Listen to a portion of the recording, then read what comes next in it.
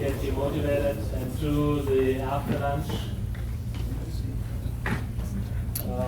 period. So welcome to our second, this is our second panel. And it starts here on my side. Dave Bruton, Phil Elliston, Justin Craig, Katie Bell, Dwayne Ireland, Justin Webb, Danny Miller, and Isabel Miller. It's like a Hall of Fame. The Academy assembled here. So same format as this morning. If you want to say a few words about your research, and then we can lead over to this overarching topic, leveraging synergies between family business and strategy research, and also where do we go from here? We have this great discussion. So what's next? So that's sort of the broad idea. All right. So I let you decide who wants to start. Gary, you want to go ahead? Yeah, say Gary. Ladies first. Yeah. Maybe ladies first. Yeah. Awesome. Ladies. I'm not a lady.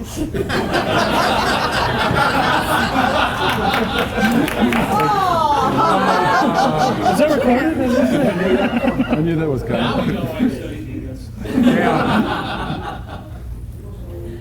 Okay, so here is going to be a bit of a joint presentation from Danny and I, because we're almost all the time working together, so I don't think we'll repeat each other.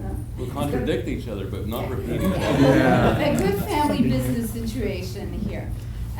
So Isabelle Breton-Miller from HEC Montreal, so it's the business school of the University of Montreal, the Francophone Business School, and we are both at the same institutions, and we are also sharing a joint appointment with the University of Alberta in Edmonton.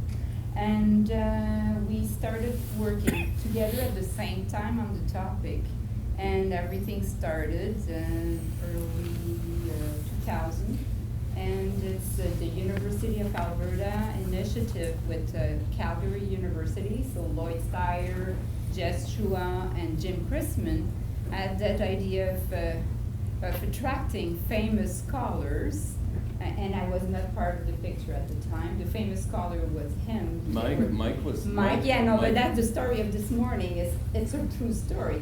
So they wanted to try to develop the family business research area. So they thought, hey, let's try to pick people in strategy and try to bring them on our ground and study family firms.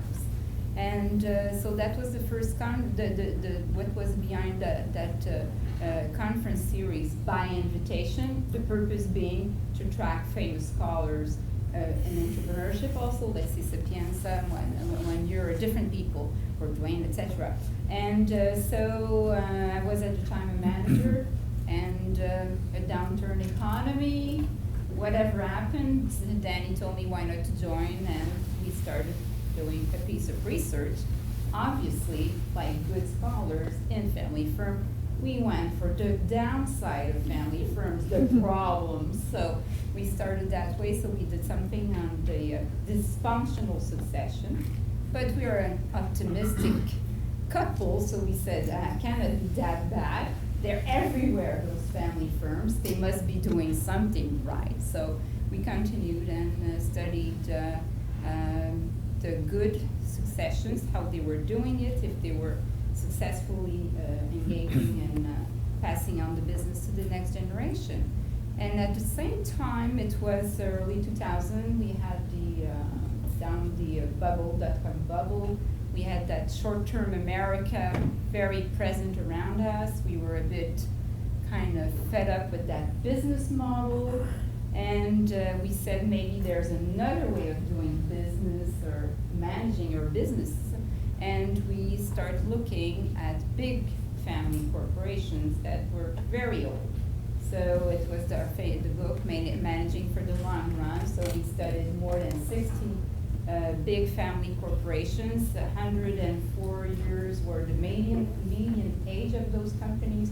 They had, at the time, more than $1 billion of sales. Obviously here, they were very successful, so what was behind that success? So that was the first piece, very huge piece of research at It was the a time. qualitative piece of research, so there was in-depth case studies of all of those firms. And obviously, we were here selecting on independent because we were just taking great family business. Up to a point. Up to a point. We also looked at when they were were getting in trouble. What happened to them? What happened to their advantages when they got into trouble? How did they fail? How did they fail? So from there, we started looking at Fortune 1000. So that was the next series of research. Many papers came out of that with Dick Lester from Texas A&M. So and we used different lenses theoretically. We studied. We went to the finance field a bit, looking at performance of those family firms, and we looked at their mergers and acquisitions, innovation.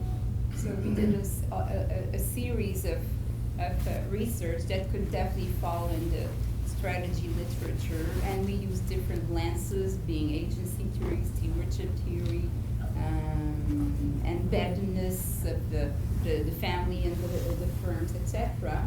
And we also, at the same time, were lucky enough to have colleagues in Korea, for example, and we did some study on the high-tech company, family firms in high-tech, guys.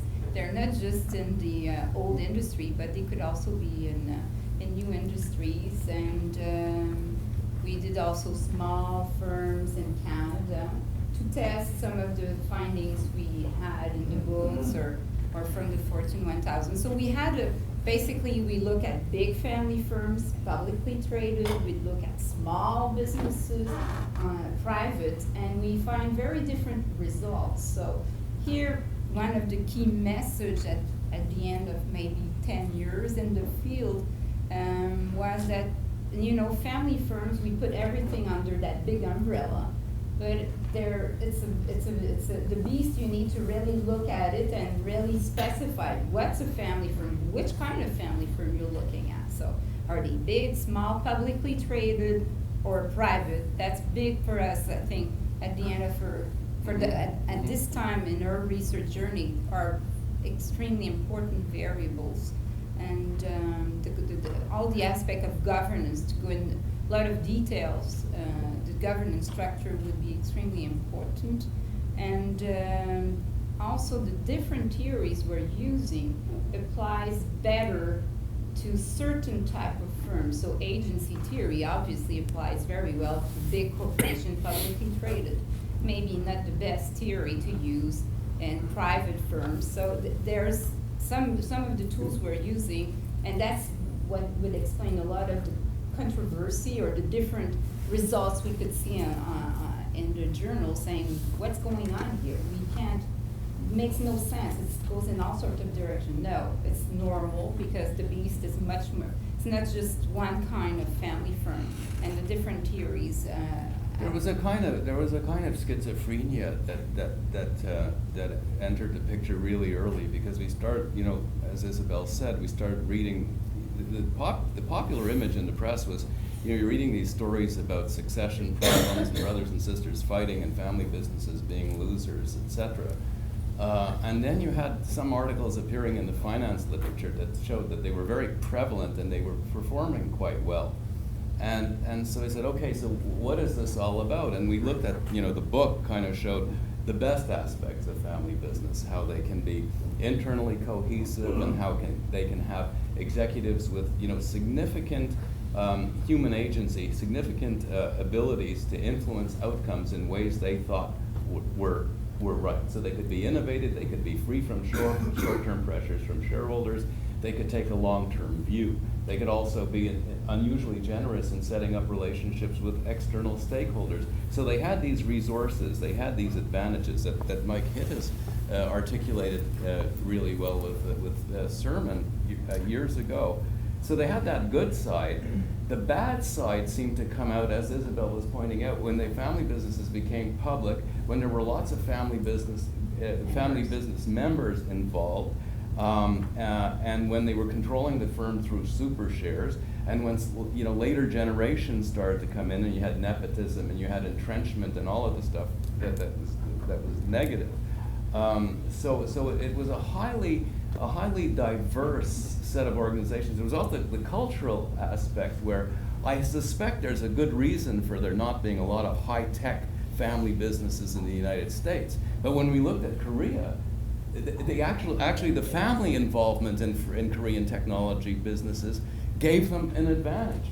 So culture ended up being really, really important. So not only could we not generalize in America because there's these huge differences in governance structure, there was also important international differences based on culture. Right now, we're working with some colleagues at Bocconi, Guido Corbetta and Alessandro Milicilli, on the different regions. Italy has a very diverse history, and it's divided due to historical reasons into 20 regions with very different backgrounds. So we started looking at the World Values Survey, which polls the general population, very significant numbers of people, on the values of the people in a country. And for example, they look at how family values. Is the family important? Do you listen to your parents? Would you hire your children despite their incompetency? This kind of stuff. So quite detailed questions. And then they look at market values. Is this a meritocracy? Is profitability good, or is the market important? And you could get for each of these regions a mix of these logics. The sociology literature calls these institutional logics. And when you actually look at how family businesses are governed in these different regions as a function of the mix of these logics, you see that in areas where the family business logic is strong and the market logic is weak, nepotism is absolutely rife. They're hiring people from the family, having more family members involved in the family, lower levels of economic growth, and poorer company performance. And in areas where the market logic is strong, and the family logic is strong, you've got a lot of conflict, because it depends you have different values existing within the business, and conflict becomes an issue. When you have, this is the last point, when you have the two logics being somewhat weak, there's weaker market logics and weaker family logics. There's enormous room for human agency, and that's where family businesses thrive, because they can avoid the negatives of this market economy and embrace some of the positives of the family without going overboard in either. So that's a study that we've just submitted, and we're kind of excited about, and we're doing other stuff, but that gives you a feel of sort of where we're at. Immediate comment? No, I was just going to say, I wrote something about that in 1987, but it was so long ago you may not have picked that up. That's honest. Your thesis. That's honest. Your thesis. No, it wasn't my thesis. It was a paper I did on an entrepreneur who had the family had sold the company, and it was in a kind of a mid-range logic community. Uh-huh. And a large listed conglomerate bought it. Absolutely had a hard time in the community. Nobody would accept them in any way, shape, or form. Purchased by another family, and everything turned around. And I measured everything from scrap rates to profitability to production times. See, the one issue of human agency in family businesses is that families can be enormously influential in their companies, as opposed to public companies where there's this scrutiny and this need to satisfy multiple stakeholders when you're in the public eye. So that agency theory that I just said, it's only part of the story. We talked about the New York Times, where they had two facing articles about scrap dealers in this town in the United States. I don't know if you saw that, but one was a paragon of performance in terms of job safety and financial performance, and the other was exactly the opposite. They were both family businesses. The values of the family varied diametrically, dramatically, and the consequences were just enormous. You had the good of the good and the bad of the bad. This performance study should be looking at variance, not averages. Yeah, well, because I think family businesses are at both extremes. They just have more variation in their performance outcomes because of that agency issue. Sorry, I'm rambling. You and I agree, Danny. Yeah. I love You realize everything is staged here. It's for posterity. I'll stay in front of the camera. Sorry. You're blushing. I'm done. I'm Justin Webb. I'm an assistant professor in the School of Entrepreneurship at Oklahoma State. My primary research stream looks at highly impoverished and informal markets in developing and emerging economies, Latin America, Asia, Africa, and so forth. I've been working with Dr. Ireland and Gary Bruton on some related research questions. So my interest in terms of strategy and family business really look at more specifically strategies of family businesses, what we probably refer to as household enterprises in developing and emerging economies. They face very different and challenging institutional environments than what we would consider in the U.S. and Western Europe. I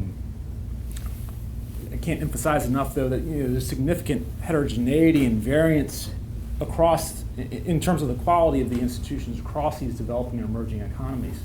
But from a formal institution standpoint, we're talking about things like lack of property rights, lack of contract law, lack of utilities, lack of capital markets, and really how do you operate a business in contexts that lack these things that we take for granted. But it's not only about the formal institutions. We're also talking about informal institutional voids, so not the complete absence of informal institutions in these developing and emerging economies, but the absence of informal institutions that might support efficient market transactions. So a general lack of trust in many of these societies.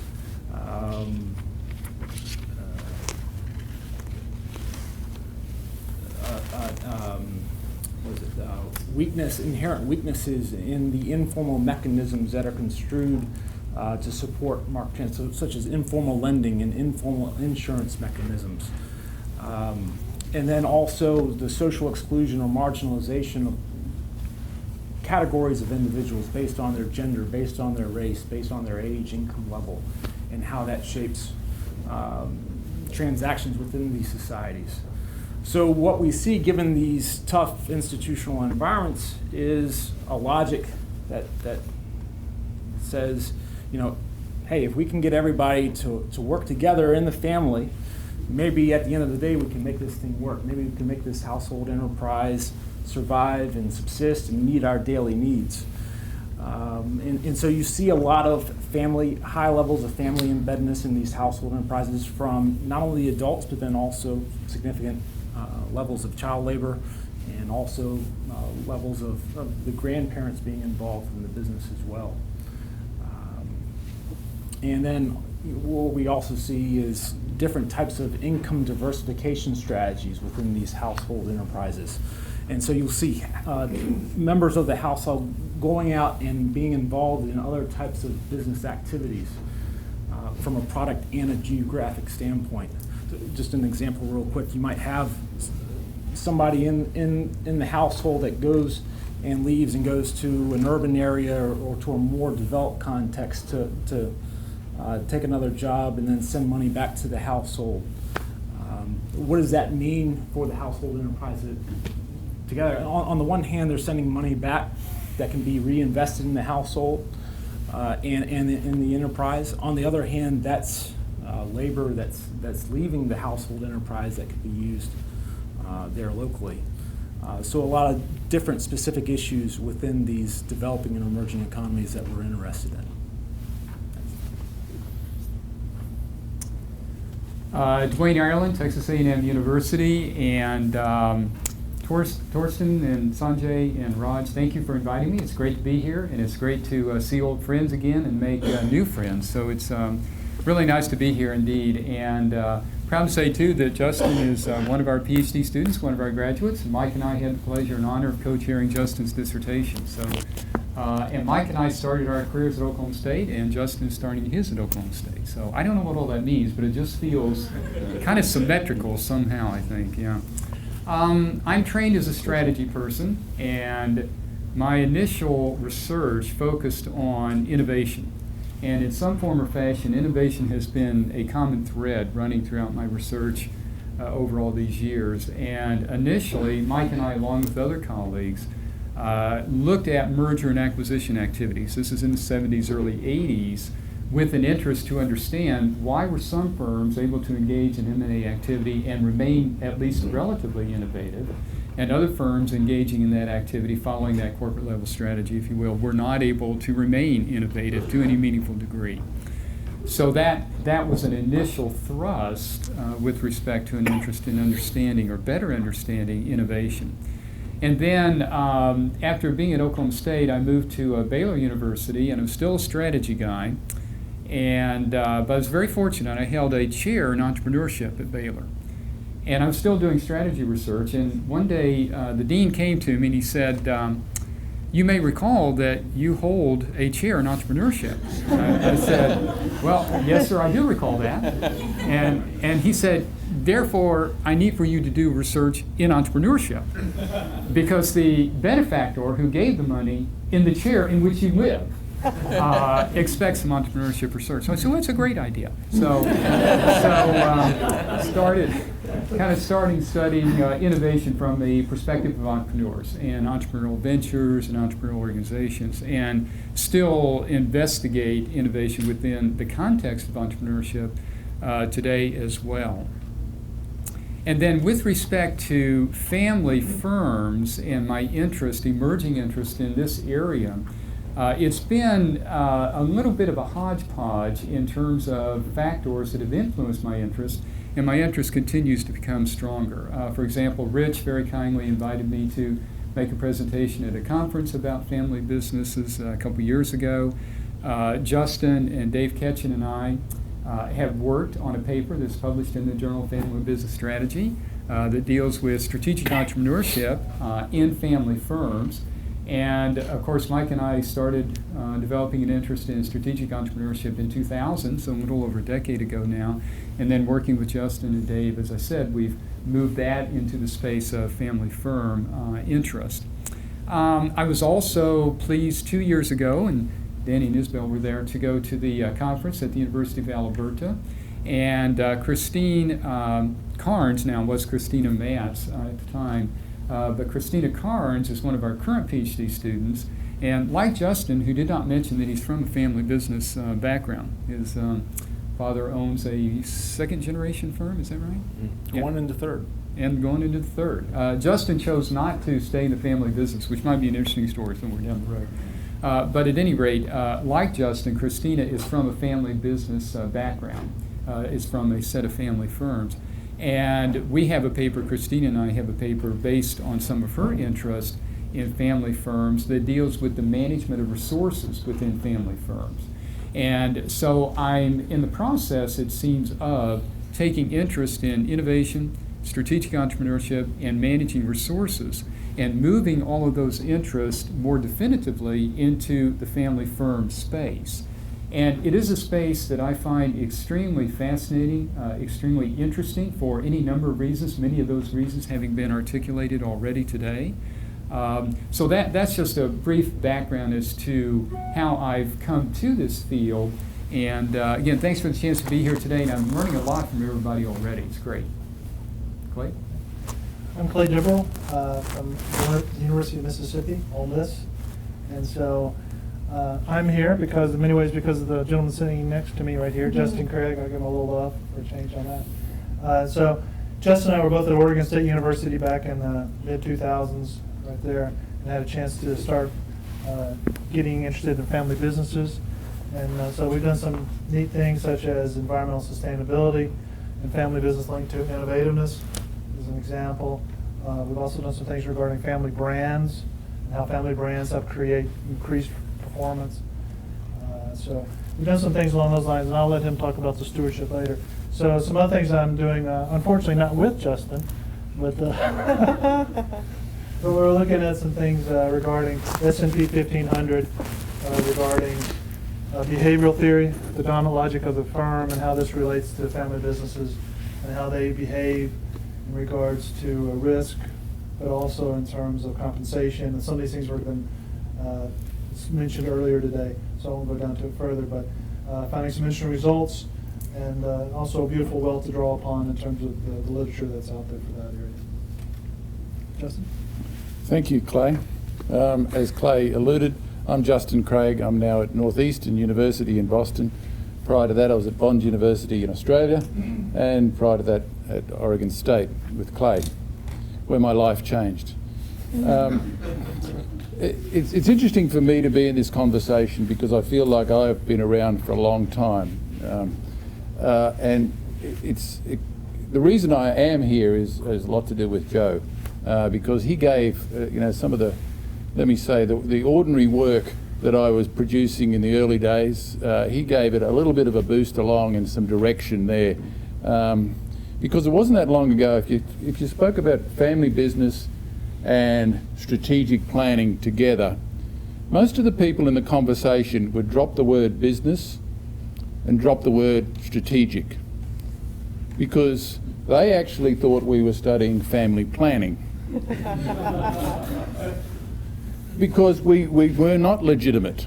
We didn't have a space, we didn't have a voice, people didn't think that it was worth pursuing. So and a lot of people in this room can thank Joe for that. But also, I'm not going to talk too much about specific research, but the legitimacy we have now and the people that we have in this room, and the people to whom I refer, have given us a career. They've given us jobs, they've given us a way forward, and that's been paved. So the problem I'm having now, having been in the conversation for a while, is that we're perhaps, and Kim will know where this line comes from because our group coordinator talks about it all the time. He talks about the problem of being a mile wide and an inch deep. Ring a bell? A mile wide and an inch deep. Yes, let's not keep on going and adding at the fringes. We're now at a stage where we have enough scholars, great scholars, to actually dig down and make some really interesting comparisons. This heterogeneity beef that I've been on recent times. We need to go back and revisit that, and if you go back and reflect on some of the comments that have come along the line now, it is that. I don't know that many of us have really taken the time, except at forums like this, to say, wow, there are just so many things that we need to cover. How do we take stock? And forums like this are times to take stock and maybe to actually start to look a bit deeper into many of the differences of what it is that we are studying. So thanks for the opportunity to come and present or to be here today. Clay wants me to talk about stewardship. Don't say too much because I'm going to talk about you. Also mention James. James. Well, I'll talk about stewardship because stewardship has been the biggest pain in my... I've had... It's been the happiest and saddest occasion. I've been doing a stewardship paper with Clay now for 12 years. Some of the people in the room have probably reviewed it. But we're going to get there. We're going to get there. It's probably not 12 years. But this concept of stewardship, and the people that we had lunch with James, to talk about, their whole mission is about being stewards, for us to better understand. The problem is with the theory and operationalising, but I know Kim's she's having the same challenges. So we do work in stewardship as well as just about every other theory we can get our hands on. I'll hand over, that's enough for me. Hi, I'm Kim Edelston, and Justin just joined us at Northeastern University last year, so we're really happy and pleased. He's amazing, we're so happy. But I know my partner in crime, Franz, who's checking his email. Well,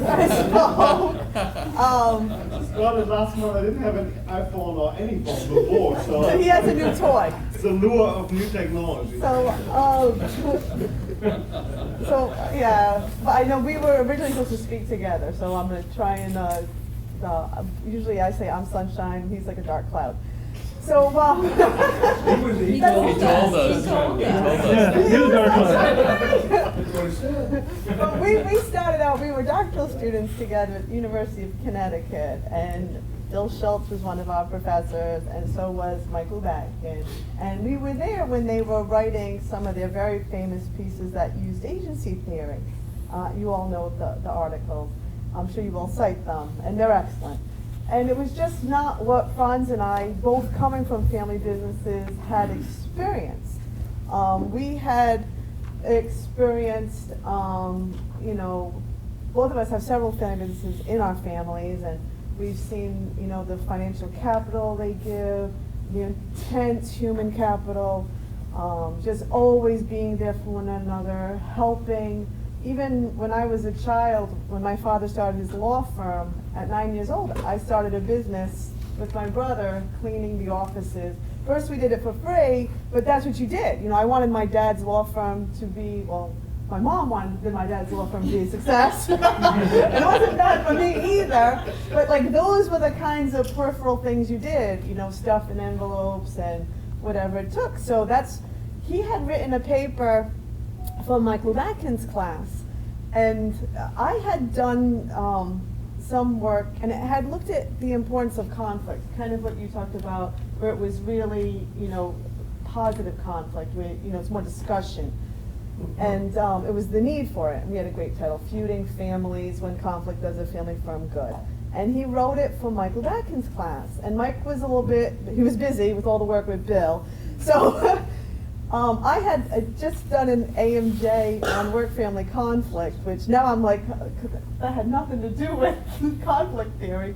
But so he approached me to do the paper together, and we did. And Mike was supposed to be on the paper originally, but from the drafts, he was like, you know, you guys are doing pretty well. If you need me, I'm here.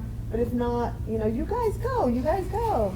And so we did, and we did very, very well. And now, you know, the Millers were just in Boston. He still teases me to this day, because he says if he had been on that first paper, he would now have, you know, 20 articles with Franz and I, because it would have kept going, you know. But so we really started off looking at the positive side of the family, how the family was a resource.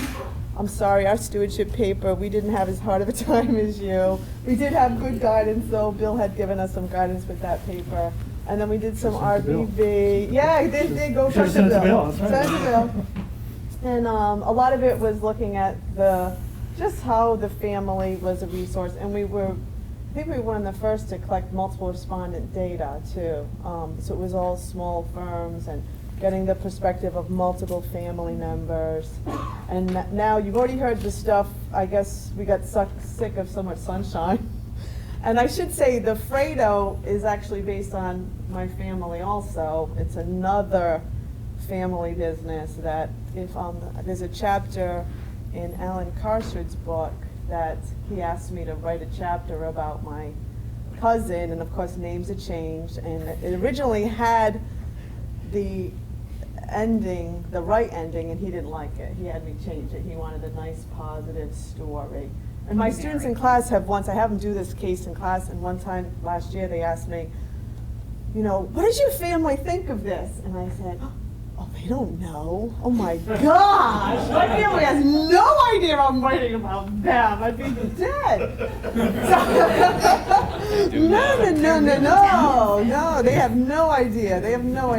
But I remember, you know, we'll talk about deviance later, so I won't say too much, and then Franz will join me. But some of the work now, I think, we've collected more multiple respondent data. I think it's looking a lot more inside the family firm, though. So rather than saying, oh, families are good, oh, families are bad, and I certainly have some research that looks at contingency perspectives of more like, when is this strategy most beneficial for family businesses?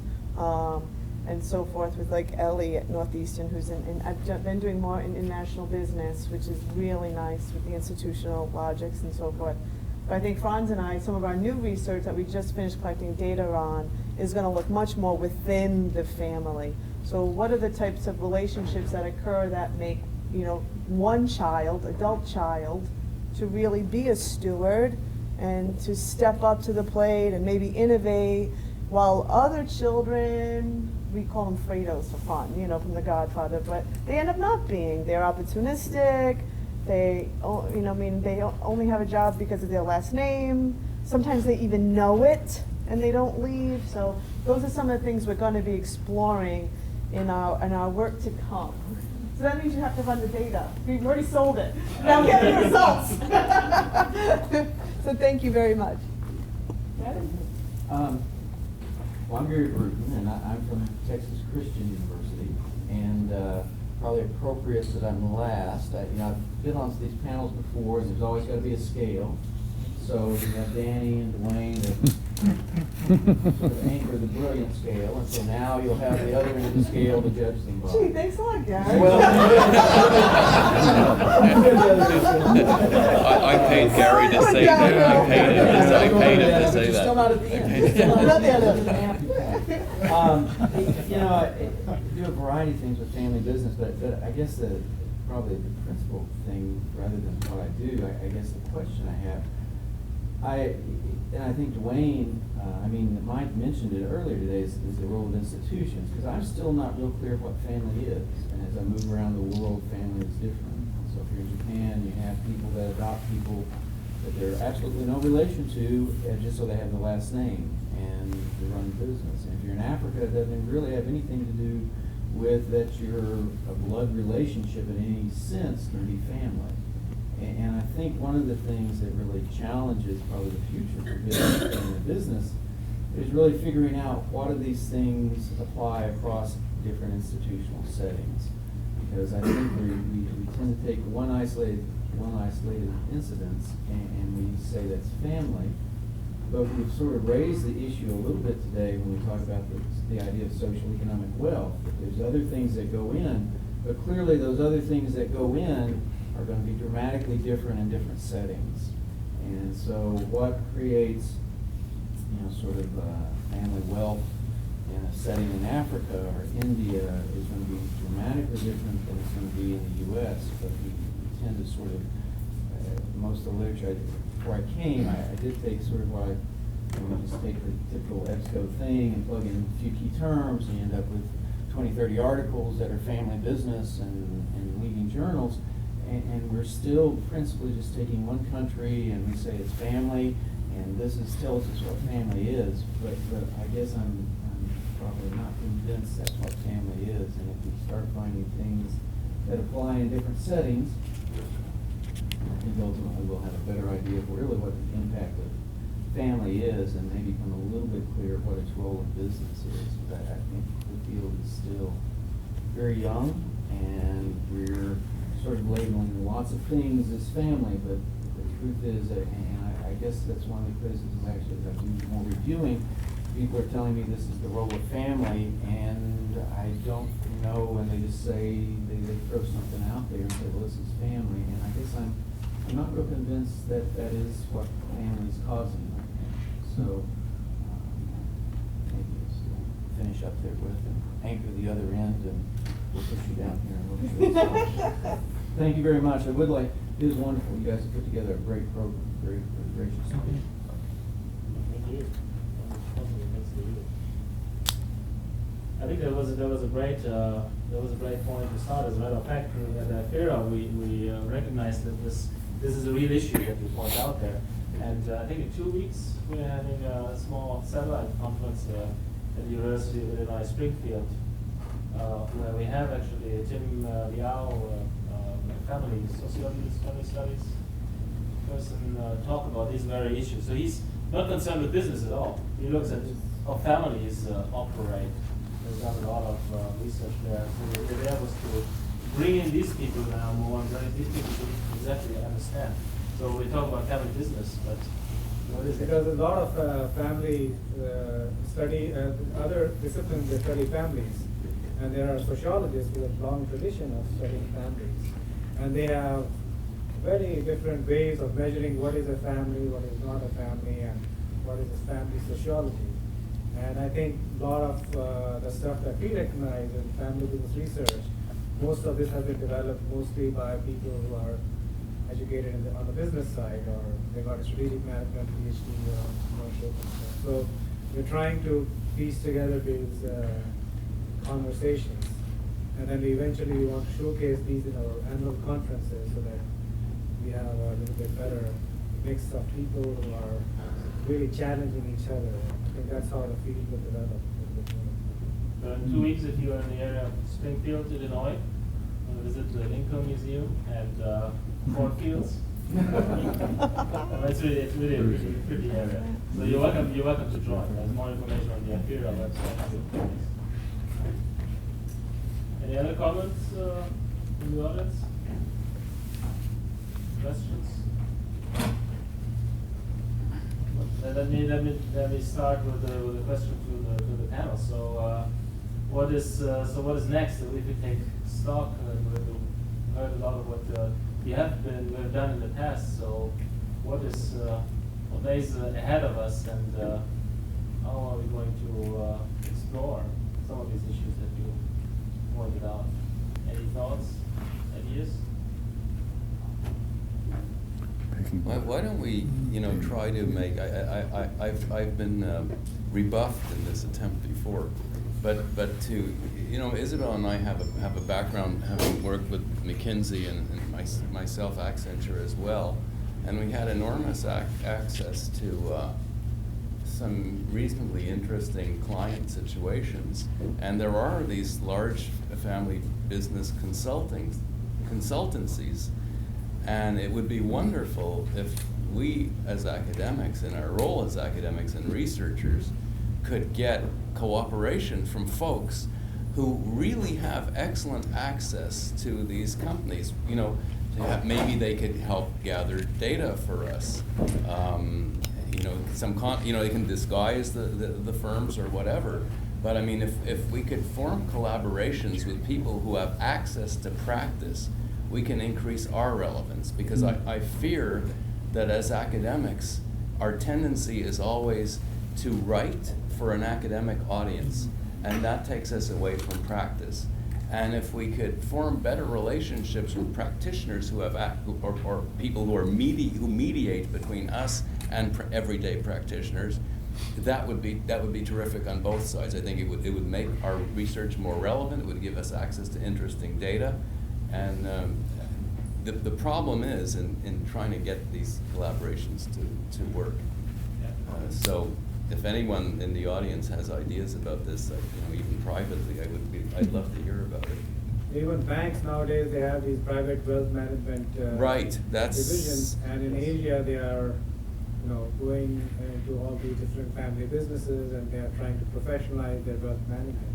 And especially, if you say, look, you can disguise all of this information. I mean, we don't want names, and but there may be particular aspects of whatever our topic happens to be that we could have access to via those sorts of data. And you're right. All the big auditing firms, and consulting firms, they all have their family business divisions. Price Waterhouse, Coopers. They have one, Ernst & Young. Yeah, that's a right. very substantial one, so they definitely do connect. In fact, BCG operationalized our book and went out and tested it in about 8 European countries. I mean, they had access to the firms, and they could get the information. They measured the 4 C's, and they wrote their own book. I mean, they gave us credit. It was no stealing. They gave us credit, so it's full credit. But I mean, we were really jealous. Yeah. I think there's also, talking about institutional differences, I think here in the US or Canada would be a disadvantage. In Europe, this is much more common.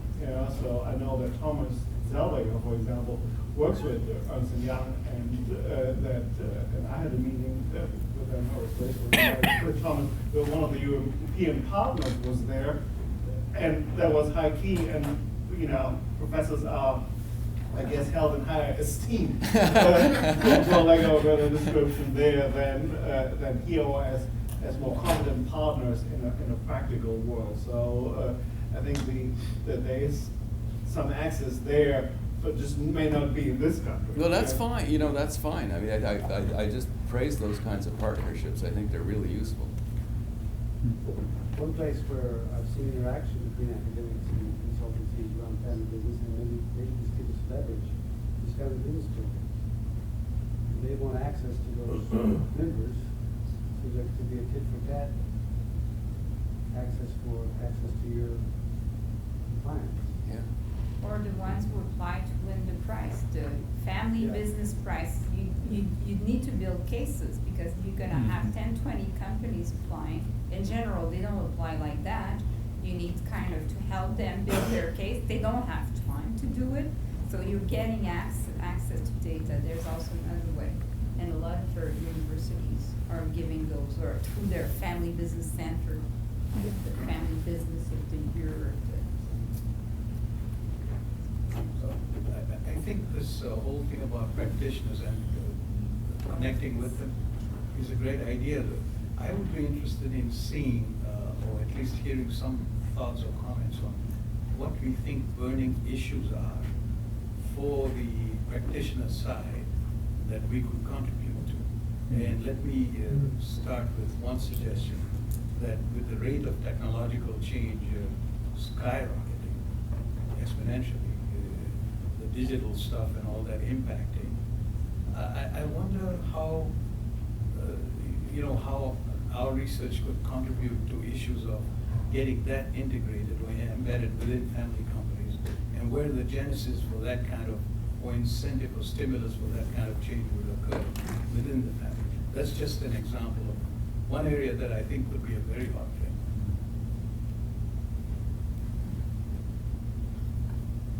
I'm talking too much. I mean, there's like a whole bunch of people up here. For us, yeah, for us. Justin has a lovely answer. I've got a lovely answer. Succession. Succession is the tough Succession. topic Yeah. because with all the baby boomers will be, or we think they will be leaving, but they're such in great shape they don't leave, but whatever. So that for the businesses or in the newspaper or that's the top. They always want to hear us about that. Because there's a demographic crisis, so I mean, certainly in Canada and Yeah. the US, the baby boomer issue is huge. And also that fact that we always say it's a problem of succession, but we never talk, us as academic, about how to work together. Because we always think, okay, you're 65, dad, mom, okay, goodbye. But they're in perfect shape. It's their business in general they build. They want to stay. So how do we work together? And that we don't do too much research about working two generations together. I think Even the pruning idea is people don't like to talk about that, but it's a toughie. You know, the family grows over the generations, and then eventually there are too many people for the capital of the firm or for running the firm in a sensible way without conflict. And so, how do you prune? What kind of arrangements do you set up to make sure that the governance doesn't get too messy over the years? That would be very important. I'll just chime in if I can. I'll put on my Australian hat because in Australia, they've been at this for quite a while, and it's a smaller community. It's a little bit like Canada, you know. So here it's in America and other countries, it's a bit diverse. We've studied this phenomena for quite a while, and you can build relationships with families a lot easier, if you say. They're well organised as far as an annual conference goes. There's the centre that I was involved in was the academic partner to the association. So you really find ways. You work with the service providers, KPMG, BDO. The thing about working with them is you've got to remember, and I'm sure the people who've done this, they have a business model they need to serve. They've got a product they want to sell. They want access. You know, so they need to be seen as the thought leader in the space and to drive that conversation. And it's problematic working with them because they have an agenda which is different to yours. So it's not as easy as just go and collect data, you know, and we'll give you what you want to know. They know what they want to know. So, but it takes time to build those relationships.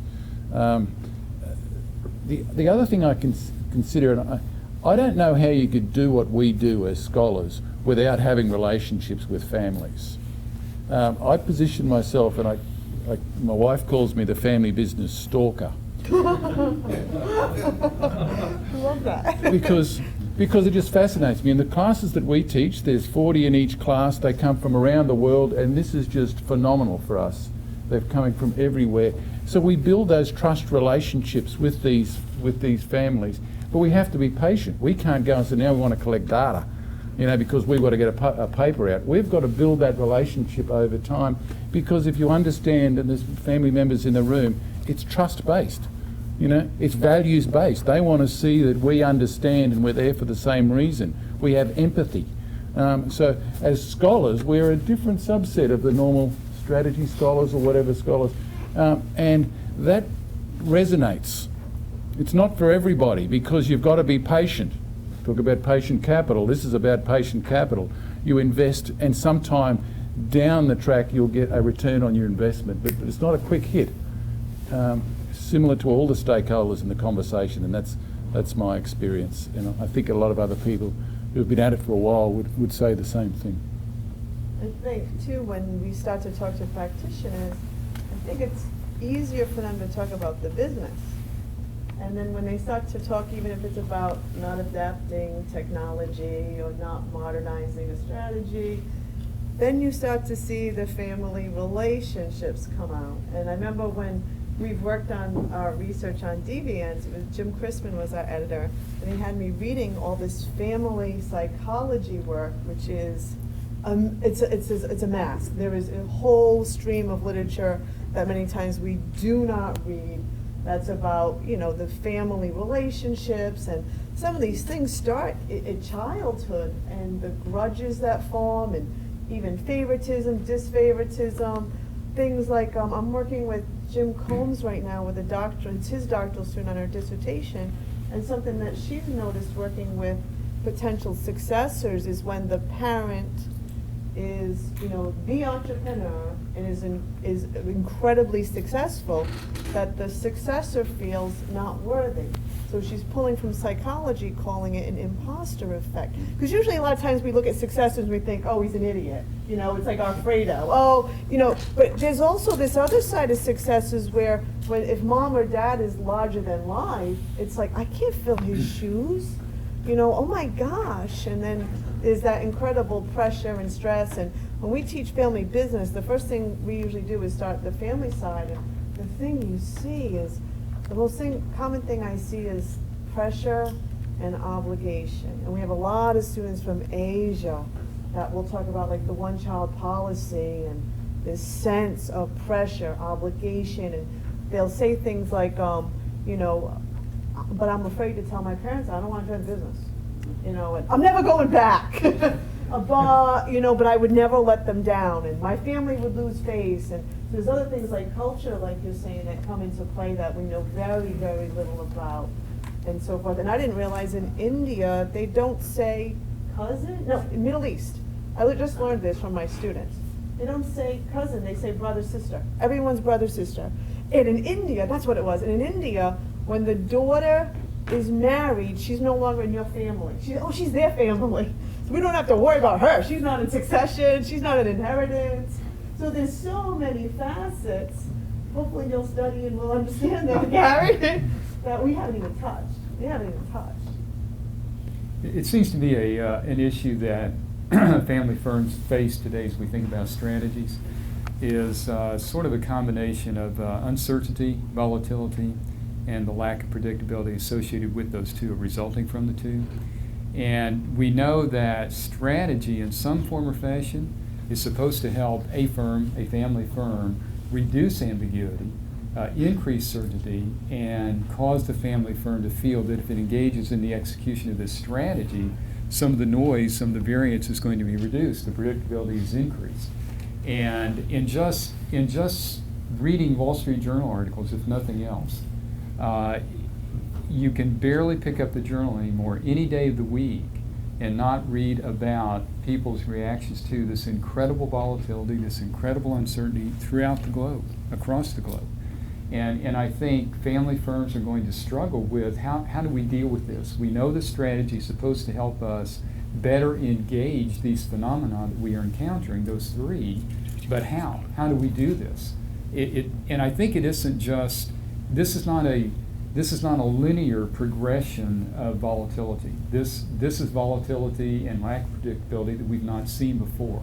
For example, if we look at the U.S., there was an article in the Journal today not taking any position here, but there's an article in the Journal today about this budget impasse and this closing of the government is nothing like what the U.S. experienced, what was it, 13 years ago, whatever number of years it was. That it's a different ball game totally, and that there's so much more volatility and so much more uncertainty associated with it. So I think for family firms, the derivatives are going to be there. I think they are there. And what mechanisms can family firms find in a strategy, in a strategic planning sense, to really cope with these? Because I think family firms, perhaps all firms, because family firms, as we know, tend to have fewer degrees of freedom to deal with these negative, potentially negative influences. And I think these conditions that are by definition outside of the direct control of family firms could overpower their coping abilities. If we can't help them, they help us find ways to deal with this. I think they have more freedom. Their finality is not just about profit, so they have already more freedom. They have more resources. I don't know, I'm not seeing it as negative. I think their family firm will succeed. But I think they'll have to figure out how to do that. Yeah. Yeah. But you're at more than one person, so more people to count on. Again, it depends. Are you small, big? Yeah. Yeah. Strategic flexibility. So, uncertainty. Forthcoming JMPs. All right, Strategic I'm planning. afraid time unfortunately is up. But thank you very much to our Thank you. panelists for their stuff.